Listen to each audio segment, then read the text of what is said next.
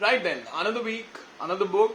This time we were focusing on one of the more contemporary writers from the Indian English literature scene, Arundhati Roy, and her masterpiece of a novel, The God of Small Things.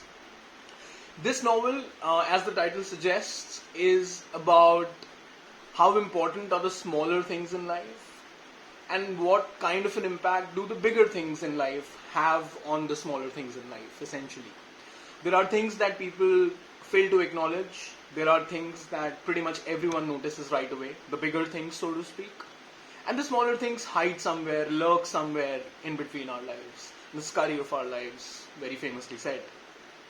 It's the story of Ammu. It's a story of a family in Kerala, in Ayamnam. This is where the novel is set. And it's a story, a rare story of narration from the point of view of two very young children who were a part of a broken family, a broken setup. Ammu is the mother of Esther and Rahel, the two young kids. And before they ever came into this world, before they ever came into existence, Ammu, in her desperation to actually walk out of the family house, a very patriarchal setup in which she was raised, where her brother Chaco he had the best education, global education, and he had every right to pretty much everything in the house. Baby Kochamma comes across one of those women who taught me for the first time that women have been essentially more patriarchal than men. And not blaming women per se, but that is how she's been described. And they are so much harder on their own sex, speaking like that. I mean, I'm sure, I don't know if any of you watches Ekta Kapoor shows. Me neither, but we all understand the concept. और क्योंकि सास भी कभी बहू थी तो मैंने भी देखा है. And you can see, right? I mean, the tradition of patriarchy has essentially been carried on by women. And I know it's a controversial thing to say, but there is a lot of logic in it. There is a lot of evidence behind it if you really think about it. कोई ससुर किसी बहू को नहीं परेशान कर रहा है. It's essentially Sas who is being described as the vamp all throughout. Anyway, so in her desperation to walk out of that patriarchal setup, and she knew marriage was probably the only way. She was not really educated. She didn't really, obviously, never had a chance to work, never qualified enough. And she married a man called Baba and went to West Bengal with him. This man turned out to be a very abusive alcoholic. And Ammu, as much as she could stand a lot of things, she could stand the beating, she could stand the alcohol, she could stand the toxic atmosphere at home. Eventually, he did something where she had to draw a line. Baba, obviously being an alcoholic, being who he was not very good at his job too. And his foreign employer, his owner, so to speak, his boss, he had sexual urges towards Ammu.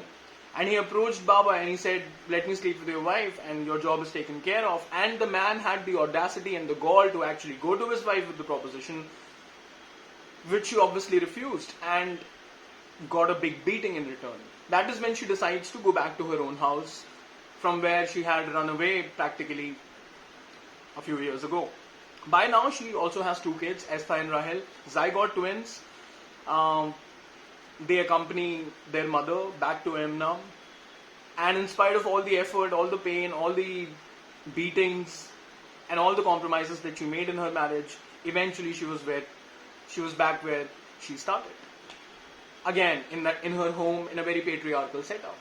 Now, it was comparatively easier back then for her because she was not married and she did not have this, Hindi mein lachan bolte hain, but she did not have this handicap attached to her. Now she was a divorced woman and a mother of two children.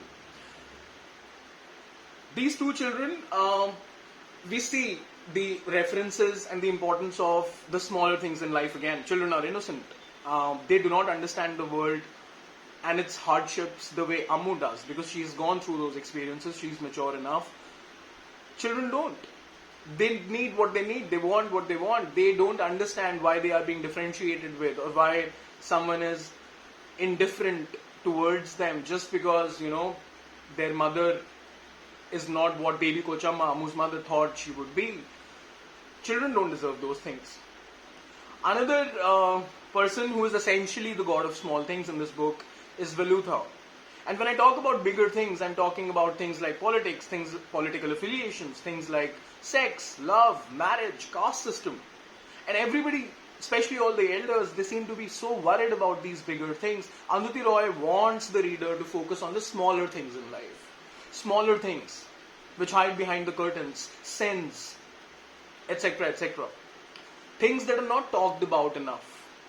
People are talking about caste system, people are talking about their family prestige, people are talking about someone's divorce. These are real big things.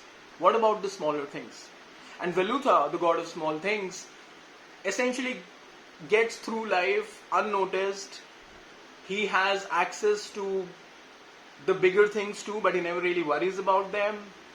And eventually, he doesn't understand that he's not supposed to play with Sophie Mole or, these young children from higher caste families. And obviously, he never even thought that he should. He had the warning signs, of course, but he could not help himself. And eventually, Ammu and Velutha made love.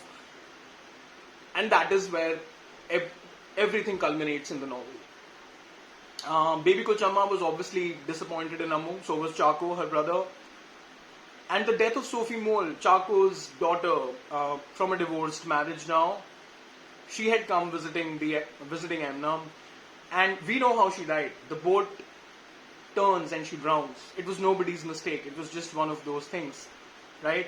In death, you can always look for things that you could have controlled, things that you could have changed when you lose somebody. But the reality is, death is just one of those final things. Once it happens, it happens. You can think about it all you want, but nobody could go back in the past and change anything at all.